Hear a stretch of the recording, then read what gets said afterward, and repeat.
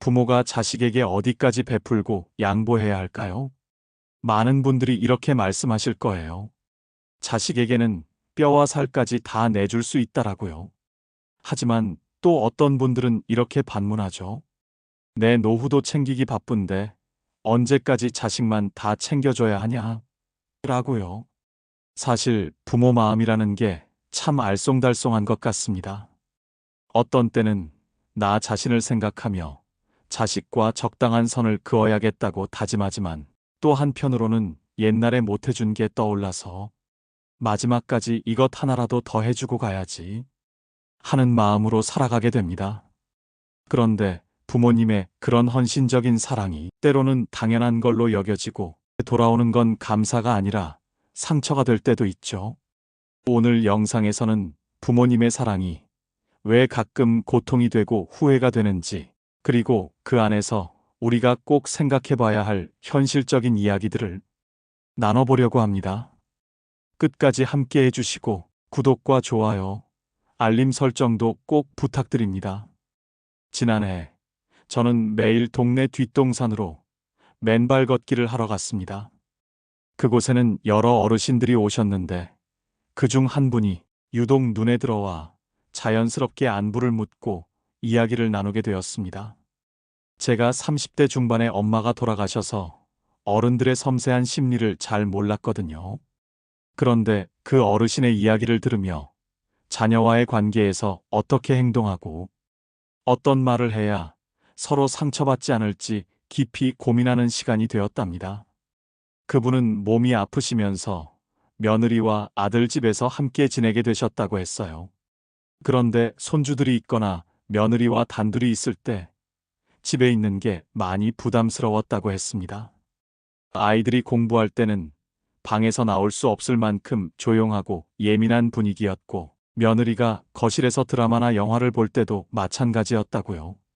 그래서 항상 방 안에만 갇혀 있는 듯 답답했고, 몸도 불편해 아무것도 할 수 없는 처지가 많이 힘들었다고 하셨어요. 가끔은 아들과 며느리가 다툴 땐 괜히 본인 때문에 그런 것 같아 불편했으며 자기 자신이 아무데도 쓸모없는 짐처럼 느껴진다고 하셨습니다.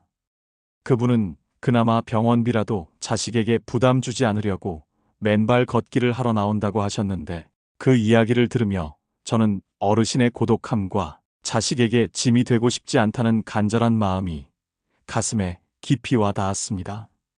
자식을 키워봐야 부모의 은혜를 안다는 옛말을 이제 조금 알 것 같아요. 우리 부모들은 제 앞가림도 못하던 어린 자식을 기나긴 세월 동안 온갖 희생을 마다하지 않고 키워냈습니다.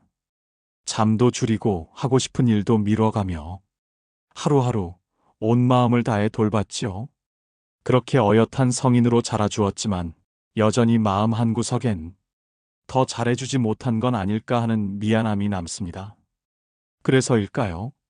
자식들이 자기 삶의 터전을 마련하는 순간까지 무언가를 더 해주고 싶고 혹여 먹고 사는데 어려움이 있진 않을까 늘 마음을 졸이게 됩니다. 그런데 그렇게 애지중지 키워낸 자식들이 자신의 가정을 꾸리고 나면 이상하리만치 써먹해지고 어느새 남처럼 느껴질 만큼 거리가 멀어지는 걸 느낄 때 부모는 말 못할 서운함과 섭섭함을 느끼게 됩니다. 내가 내 부모에게 잘 못했으니 이렇게 돌려받는 건가? 뒤늦게 자신의 지난 날을 돌아보며 자책과 뉘우침이 교차하지만 그 와중에도 여전히 자식에게 실망하게 되는 마음. 그게 바로 부모라는 존재의 복잡한 진심 아닐까요? 나중에 잘하자는 말은 시간이 영원할 때만 가능한 말입니다. 하지만 부모님의 시간은 생각보다 훨씬 빠릅니다. 주변에서는 종종 이렇게 말합니다. 나이 들면 자식한테 너무 퍼주지 말고 적당히 거리 두고 남처럼 살아야 해. 하지만 그런 조언이 현실에선 참 어렵습니다. 속으론 한숨 쉬며 도대체 자식 뒷바라지는 언제쯤 끝나는 걸까 싶다가도 결국 눈 감는 그 순간까지 걱정의 끈을 놓지 못하는 게 부모지요. 세상에 많은 인연이 있지만 부모 자식 인연만큼 질기고 깊은 인연도 드뭅니다. 가깝고도 먼, 애틋하면서도 때로는 서운한 이 관계 속에서 부모는 오늘도 묵묵히 사랑을 건네고 있습니다. 요즘 부모와 자식 사이를 표현하는 말들이 점점 힘을 잃어가는 것 같아요. 특히 요즘 젊은 세대 중에는 부모님의 헌신을 당연하게 여기거나 때로는 이용하려는 경우도 적지 않습니다. 제 지인 한 분이 최근 그런 일을 겪었는데요. 아들이 결혼한 후 처갓집과의 차별 대우로 인해 깊은 배신감을 느꼈다고 했습니다. 레스토랑에서 양가 부모님들과 같이 식사를 하는데 아들의 말과 행동이 평소 엄마에게 보이던 모습과는 전혀 달랐다고 합니다. 그 모습을 보며 제 지인은 마음이 너무 아팠다고 해요. 평생 자식을 위해 모든 걸 내어주며 살아온 엄마인데 정작 아들은 잘 보여야 할 대상이 따로 있는 듯한 태도를 보였다고 하더라고요. 그 모습을 지켜보며 가슴에 깊은 상처가 되었다고 합니다. 그리고 시간이 지날수록 크고 작은 행사 때마다 아들과 며느리는 금전적인 지원을 많이 해주는 처가 행사에 일정을 맞추는 경우가 많아졌고 선물에서도 차별이 뚜렷하게 느껴졌다고 해요. 주일만 되면 처가를 찾는 모습을 보며 자신들과는 거리가 점점 멀어지는 것 같아 마음이 많이 아팠다고 합니다. 물론 능력 있는 처갓집에 잘 보이고 싶은 마음을 부모로서 당연히 이해합니다. 도움을 많이 주니까 그만큼 더 잘하는 거겠지. 스스로 그렇게 다독여도 상처 입은 마음은 쉽게 사라지지 않았다고 합니다. 그리고 어느 순간 내 노년은 과연 어떤 모습일까 하는 생각이 들었고 이제는 자식에게 기대던 마음을 조금씩 내려놓고 남은 삶은 내 마음 다치지 않게 잘 보살피며 살아야겠다고 다짐했다고 합니다. 요즘 들어 자식들이 연락하거나 집에 찾아와도 예전처럼 반갑지 않은 부모님들이 점점 늘고 있다고 해요. 한때는 눈에 넣어도 아프지 않을 만큼 소중했던 내 자식인데 이제는 편하지도 않고 찾아와도 마냥 기쁘지만은 않은 그런 마음 말이에요. 도대체 왜 그런 걸까요? 그 이유는 바로 자식들의 끊임없는 부탁과 요구 때문이라고 합니다. 부모로서 자식에게 연락이 오면 반가운 마음이 드는 건 당연하고 자연스러운 일이었는데 요즘은 점점 그렇지 않은 느낌이 드시지 않나요? 평소에는 연락도 부모가 먼저 해야 하고 바쁘다는 이유로 카톡이나 문자를 그냥 지나치던 자식이 오랜만에 먼저 연락을 해오면 반갑게 전화를 받지만 막상 듣다 보면 자기 부탁만 잔뜩 늘어놓는 경우가 많지 않으신가요? 어차피 내 자식이니까 서운해할 것도 없다고 생각하면서도 가끔은 도대체 누굴 닮아서 이렇게 자기 생각만 열심히 하나 하는 마음이 들기도 하죠. 한두 번이라면 괜찮겠지만 그런 부탁이 계속되면 불편해집니다. 사람 마음이라는 게 참 간사해서 부탁은 처음이 어렵지. 한번 들어주기 시작하면 자식들은 점점 더 쉽게 기대고 또 의지하게 됩니다. 그러면서 부탁은 계속 반복되고 점점 그 강도도 세져가죠. 처음엔 몇십만 원 정도 생활비를 보내주는 수준이었는데 어느새 수천만 원짜리 전세 자금을 마련해주게 되는 상황까지 오기도 합니다. 있는 돈 없는 돈 다 끌어모아 자식에게 보태주게 되는 거죠. 손주 육아도 마찬가지입니다. 처음엔 잠깐 외출하는 동안만 봐달라는 부탁이었는데 어느새 반나절, 나중에는 하루 종일 아이를 맡게 됩니다. 그렇게 나이 들어서 다시 육아를 떠맡게 되는 셈이죠. 요즘은 맞벌이하는 아들, 딸을 대신해 어린이집 등하원을 비롯해 목욕, 식사까지 아이 하루를 온전히 책임지는 부모님이 참 많습니다. 그렇게 무리한 아이들의 돌봄은 결국 부모의 건강을 갉아먹고 병원비가 자녀에게 받는 용돈보다 더 많이 들어가는 상황까지 이르게 됩니다. 아이들은 하루가 다르게 자라는데 부모는 점점 기력이 떨어져 허리며 무릎이며 아픈 곳이 한두 군데가 아니게 되지요. 2024년 통계를 보면 만 19세에서 49세 사이 성인 중 결혼이나 독립을 미루고 부모에게 의존하는 캥거루족 비율이 무려 64%에 달한다고 합니다. 특히 우리 사회의 핵심 경제활동 연령인 4050 세대에서 이 현상이 두드러진다는 점은 더욱 충격적입니다. 자식들이 다 컸으니 부모 역할도 끝났다고 생각했는데 자식이 성인이 되고 나이가 들어서도 부모 곁을 떠나지 않으려 하니 참으로 안타까운 현실입니다. 자식이 그 나이라면 부모는 이제는 쉬어야 할 시기임에도 여전히 자식 밥을 챙기고 또 뒷바라지를 하고 있다는 현실이 마음을 무겁게 합니다. 설령 그 나이에 자식을 도와주고 챙겨준다고 해도 그들이 고마워하기라도 하면 그나마 위안이 될 겁니다. 하지만 현실은 그렇지 않은 경우가 많습니다. 앞서 말씀드린 것처럼 고마운 줄도 모르고 오히려 늙은 부모가 간섭한다며 귀찮아하기 일쑤입니다. 답답한 마음에 어쩌다 한마디 잔소리라도 하면 다 큰 어른인데 왜 참견이냐며 버럭 화를 내기도 하지요. 그럴수록 괜히 말 꺼냈다가 싸움이라도 날까봐 눈치만 보며 조심스러워지는 부모님도 많습니다. 자식이 독립하지 않고 늘 부모 곁을 맴돌면 부모 역시 자녀로부터 자유롭기 어려워집니다. 뭘 하나 해주거나 말 한마디 건네도 자식의 눈치를 살펴야 하니 다시 아이 키우는 기분이 드는 것이죠. 그렇게 청춘 다 바쳐 키웠건만 늙어서는 오히려 자식 눈치에 가슴 졸이며 하루하루를 보내야 하는 이 상황.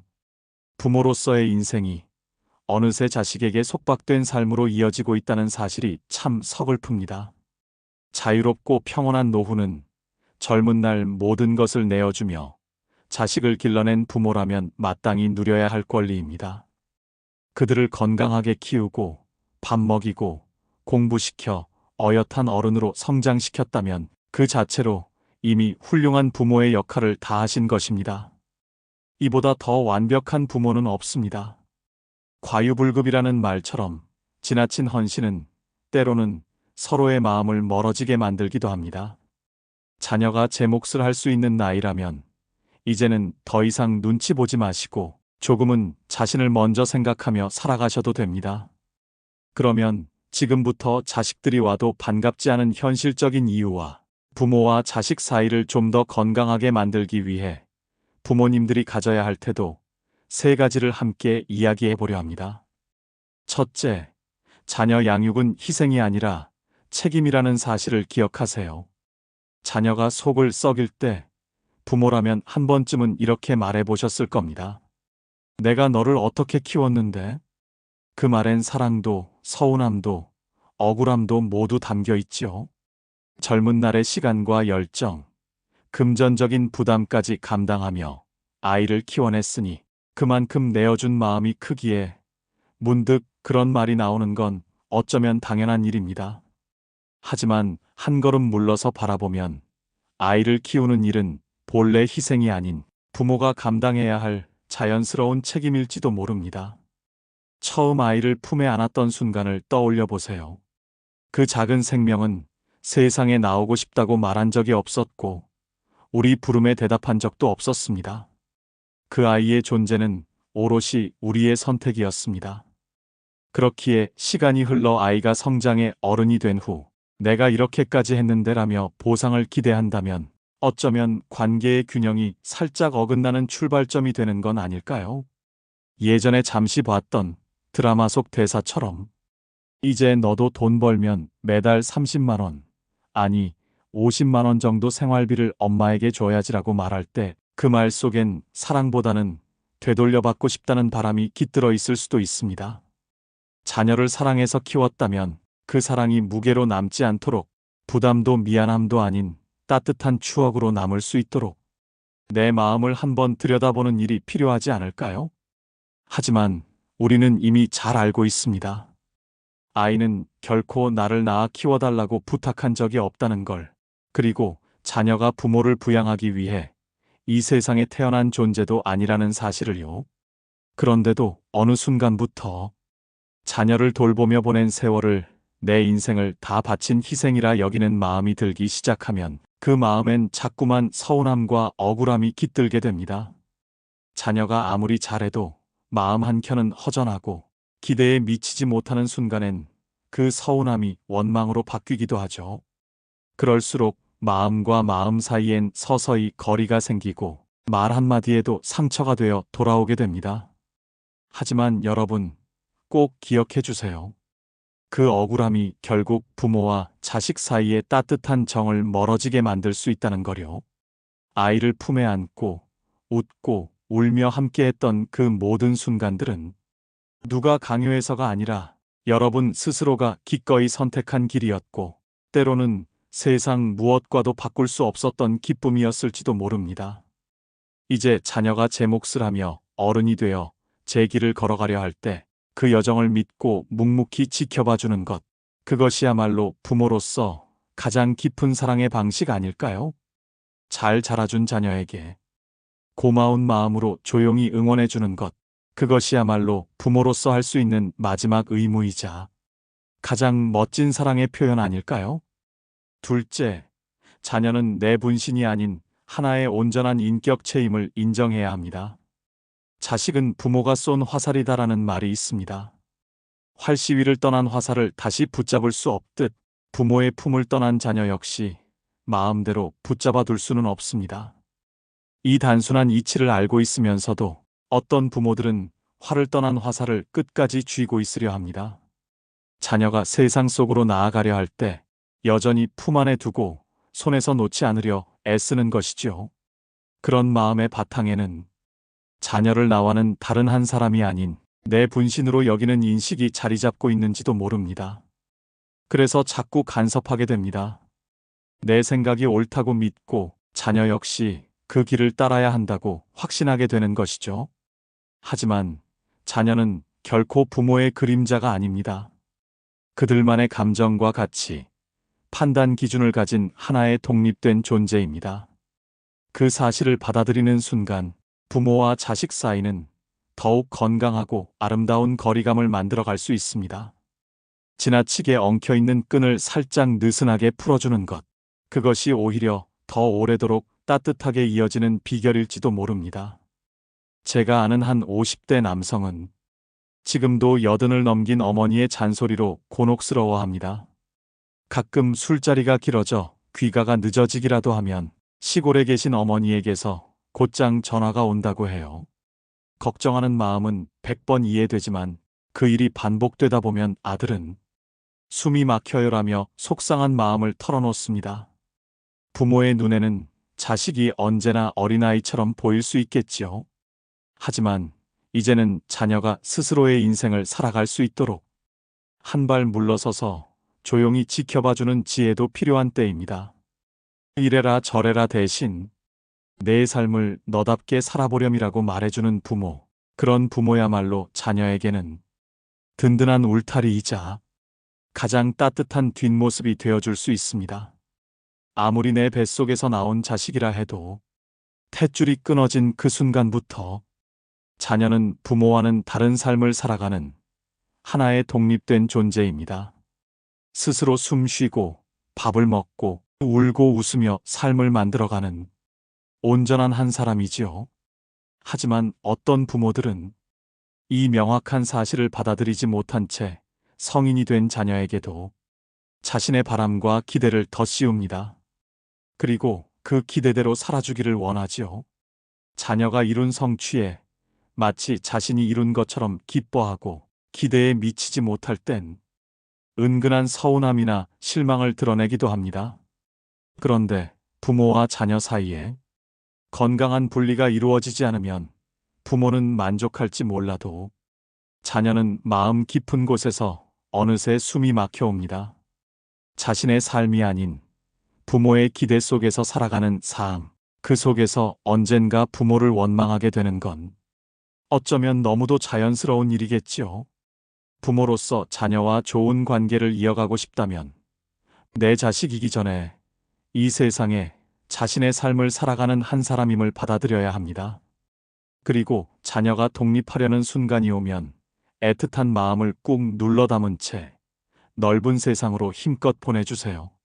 부모는 조금 외로울지 몰라도 그 길 끝에서 자녀는 한 사람 몫을 해내며 성숙해 갈 테니까요. 자녀가 자기 삶을 스스로 선택하고 책임질 수 있도록 조용히 곁에서 응원해주는 것. 그것이 어쩌면 부모가 자녀에게 줄 수 있는 가장 큰 사랑이고 마지막 선물일지도 모릅니다. 셋째, 부모가 부모답게 살아야 자녀도 마음에서 우러나 효도합니다. 자신이 좋은 부모였는지 한 번쯤 돌아보신 적 있나요? 너도 자식 낳아 키워봐야 부모 마음을 안다는 말 한 번쯤 해보신 적이 있으실 겁니다. 자식이 속을 썩일 때마다 많은 부모들이 무의식적으로 꺼내는 익숙한 말이지요. 하지만 그 말을 곱씹어보면 결국 부모가 자녀에게 내 마음을 알아달라고 말하고 있는 것입니다. 이 말 속에는 서운함도, 억울함도, 그리고 때로는 외로움도 들어있지요. 사실 자녀가 부모를 어떻게 대할지는 부모가 어떤 마음과 태도로 그들을 대했는지에 따라 달라집니다.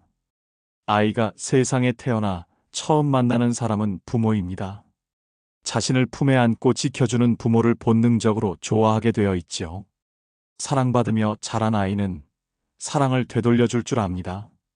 부모의 품 안에서 믿음과 따뜻함을 배운 아이는 커서도 그 온기를 기억하며 부모를 소중히 여깁니다.